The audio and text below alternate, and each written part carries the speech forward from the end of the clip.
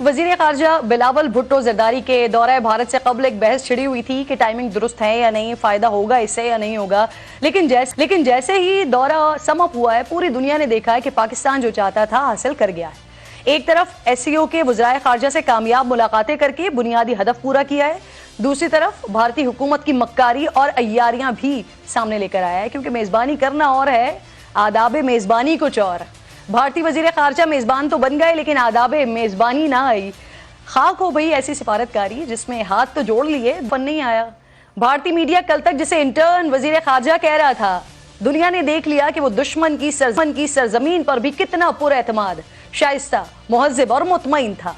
लेकिन इससे दुगनी उम्र और 40 साल से जायद का सिफारती तजर्बा रखने वाला उसके मुकाबले में अपनी ही सरजमीन पर कितना सपाट, खामोश और शायद सहमा हुआ खड़ा हुआ था।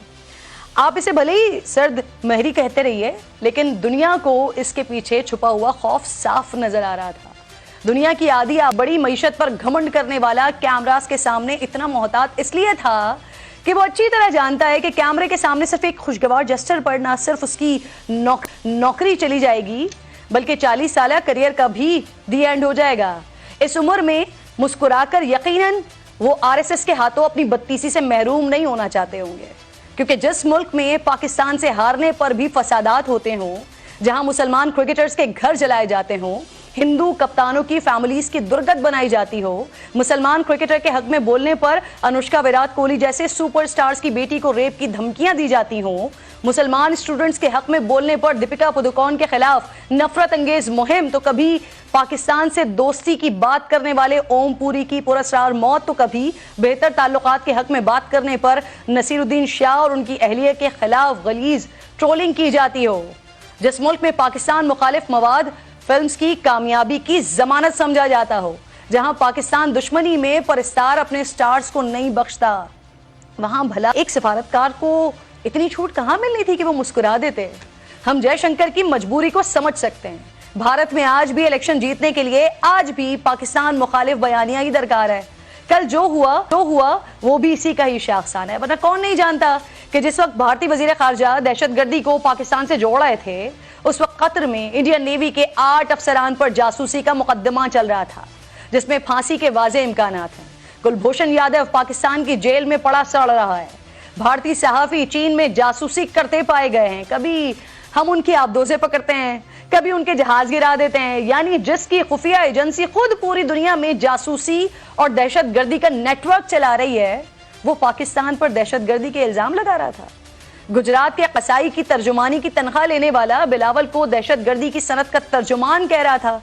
न कल के इस सारे वाक़े से ना बार बार मेरे जहन में ये मिसाल आ जाती है कि कुत्ते को घी हजम नहीं होता। वैसे जिस साल बिलावल भुट्टो जरदारी पैदा हुए हैं, जयशंकर ने उससे 3 साल पहले अपने सिविल सर्विस का करियर शुरू कर दिया था। लेकिन 68 साल के वजीर खारजा को अब भी इस 34 साल नौजवान से सियासत और सिफारत पर ट्यूशन लेने की ज़रूरत है, क्योंकि उनका दहाइयों से जिस पाकिस्तान को सिफारती सतह पर तनहा करने की मज़मूम कोशिशें कर रहा है ना, उसका वजीर खारजा कल के कामयाब दौरे के बाद आज सह मुल्की मुज़ाकरात की मेज़बानी करने खड़ा हुआ है। जिस सी पैक के खिलाफ कल आप जहर उगल रहे थे, चीन और पाकिस्तान आज उसके आगाज की 3री सालगिरह मना रहे हैं। खित्ते की सबसे बड़ी माशी ताकत के वजीर खारजा के साथ पाकिस्तानी नौजवान वजीर खारजा जिस कमाल पुरएतमादी के साथ प्रेस कॉन्फ्रेंस कर रहा है, हजार शिकवों के बावजूद इंतहाई खुश दिली से जिस तरह अफगान वजीर खारजा को शानदार वेलकम कर रहे हैं। मिस्टर जयशंकर, आदाबे मेजबानी सीखना है तो हमसे क्लासेस ले लीजिए, लेकिन अगर घमंड और अना गवारा न करे तो फिर जरा बरतानिया से कुछ सीख, जहां बादशाहत का ताज पहनने वाला भी पाकिस्तानी वजीर आजम को किसी से कम प्रोटोकॉल नहीं देता। आखिर में इमरान खान साहब की गुफ्तगू का जरा सा हिस्सा सुनवाना चाहूंगी, जो उन्होंने भारतीय वजीर खारजा को जवाब दिया, और मुझे खुशी है कि किसी नुक्ते पर तो सियासी लीडरान एक पेज पर हैं। डॉक्टर मारिया सुल्तान साहिबा मुझे ज्वाइन कर चुके हैं। आपको खुशामदीद कहूंगी। मारिया साहिबा, तकरीबन 12 साल बाद किसी पाकिस्तानी वजीर खारजा ने भारत का ये दौरा किया है। पाकिस्तान क्या अहदाफ लेकर गया था, अब क्या हम इसे कामयाब दौरा कह सकते हैं? इस विजिट से ताल्लुकात में बेहतरी की तो ऑब्वियसली पहले ही कोई उम्मीद नहीं थी। अब अभी जिस तरह के डायलॉग्स और स्पेशली जो भारतीय वजीर खारजा की जानिब से बात की गई है, इससे तलखी मजीद बढ़ेगी? नहीं, मेरे ख्याल से ये एक बहुत कामयाब दौरा था, क्योंकि इसमें आपको अपने अहदाफ को देखना होगा, आपके अहदाफ क्या थे। सर फहरिस्त आपके अहदाफ में यह था कि आप SCO के फोरम में जो पाकिस्तान की शमूलियत है उसको, उसकी जो वाज़ेह हकीकत है वो उसको न सिर्फ खित्ते के सामने उजागर करें बल्कि बैनुल अक़वामी सतह पर ये वाज़ा करें। इस वक्त इलाकाई तावन में SCO का जो किरदार है आइंदा आने वाले वक्त में एक कलीदी किरदार होगा।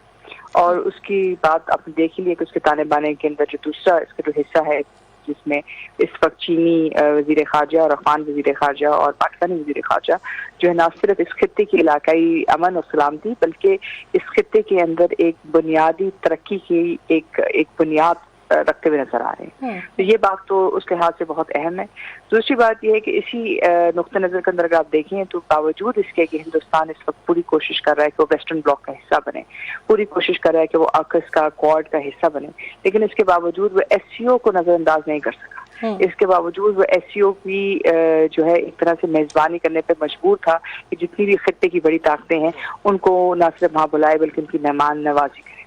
ये बात तो मेरे ख्याल से उस लिहाज से अहदाफ के लिहाज से बहुत अहम भी है और आपने हासिल भी किया। अच्छा, दूसरा हदफ आपका क्या था? जस्ट एक जी कंप्लीट करिए। दूसरा हदफ ये था कि आप हिंदुस्तान में पहली दफा आपने वो तमाम बातें हिंदुस्तान की आवाम पर भी वाज़ेह की जो उनको बखूबी जानते हैं, यानी कि कुलभूषण यादव यहाँ यकीनी तौर पर सिर्फ जासूसी करने नहीं आए बल्कि पाकिस्तान में दहशतगर्दी का एक नेटवर्क फैला कर गए बलूचिस्तान से लेके पंजाब तक। और इससे भी बढ़कर कि आपने इन तमाम चीजों के ऊपर हिंदुस्तान में वाज़ेह की कि जो हिंदुस्तान इस वक्त कर रहा है 5 अगस्त 2019 के बाद कश्मीरियों के साथ ना पाकिस्तान को काबिल कबूल है और ना ही कश्मीरियों को। तो ये एक बहुत बड़ी सफारती कामयाबी है कि आप हिंदुस्तानी सॉइल पे जाकर हिंदुस्तान की सरजमीन पे जाके हिंदुस्तान को ना सिर्फ आईना दिखाएं बल्कि इन तमाम इशूज़ की बड़ी वाज़ेह हकीकत बयान। अच्छा मरिया साहिबा, बिलावल साहब बता रहे हैं कि जो गैर रस्मी गुफ्तगू हुई है अब उसमें इनफैक्ट बातचीत भी हुई है जयशंकर के साथ, उन्होंने मुसाफा भी किया, डिनर भी किया,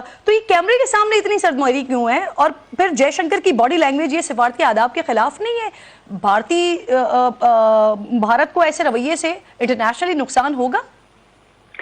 देखिए, नुकसान तो उनको होगा क्योंकि जो कामयाबी होती है वो तो हासिल कर चुके हैं बिलावल साहब। यानी कि कुलभूषण यादव का जो मामला है वो भी दुनिया के सामने आ गया उसी नुक्ते नजर से जैसे कि आपने हकीकतन उसको पाया। दूसरी बात यह है कि जो चीज इस वक्त हिंदुस्तान की कोशिश कर रहा था कि किसी तरह बैनुल अक़वामी सतह पे वाज़ेह करे कि हिंदुस्तान एक इलाकाई जो ताउन है या इलाकाई मार्केट का एक बहुत बड़ा हिस्सा है, वो भी वाज़ेह होगी कि वो अभी तक इलाकाई ना तो संजीदगी को समझ सका है ना ही उसकी अहमियत को समझता है। क्योंकि जो लोग जिनकी G20 की समिट करने जा रहे हैं गोवा में, G20 की समिट जो कश्मीर में करने की, मकबूजा कश्मीर में करने की कोशिश कर रहे हैं, उसकी बुनियाद किस पे रख रहे हैं कि हिंदुस्तान एक बहुत बड़ी एक इलाकाई ताकत बनेगा, मार्केट बनेगा। आप कैसे ताकत बनेंगे जब आपको आदाबे जो है मेजबानी छोड़े, आपको इलाकाई ताउन की बुनियाद ही आपको समझ नहीं आ रही, और फिर आप वो जो बड़ी ताकतें हैं, छोटी ताकतें हैं, उनसे किसी से आप बातचीत करने के लिए तैयार हैं और जिस मसले को पसे पुश डालना चाहते हैं वही दुनिया के सामने उठ के आ रहे हैं। अब मरिया साहिबा, पाकिस्तान, चीन और अफगानिस्तान के जो मुज़ाकरात हैं उसके मामलात क्या शेड्यूल है ये बता दीजिएगा, और इन मुज़ाकरात से और इस गुफ्तगू से कोई बड़ी डेवलपमेंट है? इंशाअल्लाह ताला हम उम्मीद रखते हैं, क्योंकि देखिए इस वक्त सबसे बड़ा मसला यही है कि जहां जब से अफगानिस्तान के अंदर हुकूमत की तब्दीली आई है अभी तक अफगानिस्तान के साथ बाज़ाब्ता तौर के ऊपर आप वो तिजारती महाज के ऊपर और बाकी महाज के ऊपर बहुत सारी चीज़ें अभी तय होना मकसूद हैं। इससे भी बढ़कर पाकिस्तान जैसे कि बहुत बड़ा जो है अफगान रेफ्यूजीज जो है पाकिस्तान महाजरीन पाकिस्तान में मौजूद हैं, आप चाहते हैं कि वो हफाजत वापस अफगानिस्तान भी जाएं और दोनों ममालिक के दरमियान तिजारत के कुछ जो है ना अहम नुकात फैसला इनके ऊपर फैसला हो। लेकिन इससे भी बढ़कर जो आपका एग्रीमेंट है दहशतगर्दी के खिलाफ, डिफेंस एग्रीमेंट है जो पाकिस्तान अफगानिस्तान के माबैन मौजूद है, उसमें जो इस वक्त खित्ते के अंदर बिलखसूस अफगानिस्तान के अंदर आईसिस के बढ़ते हुए खतरात या अफगानिस्तान की सरजमीन का दहशतगर्दी के खिलाफ इस्तेमाल होती है पाकिस्तान के अंदर, तो आप चाहेंगे कि वहाँ अफगान हुकूमत आपके साथ तावन करे, आप चाहेंगे कि अफगान सरजमीन आइंदा इस चीज की बुनियाद ना बने। तो ऐसी सूरत हाल में अगर आप इस इलाके को तिजारत की तरफ, इस इलाके को पुरअमन तरीके से लेके जाते हैं तो जाहिर है ये रीजन के लिए भी बेहतर है, अफगान हुकूमत के लिए भी, पाकिस्तानी अवाम के लिए भी और चीन के लिए भी। तो आप कह रहे हैं कि बड़ी डेवलपमेंट्स नजर आएंगी। बहुत शुक्रिया।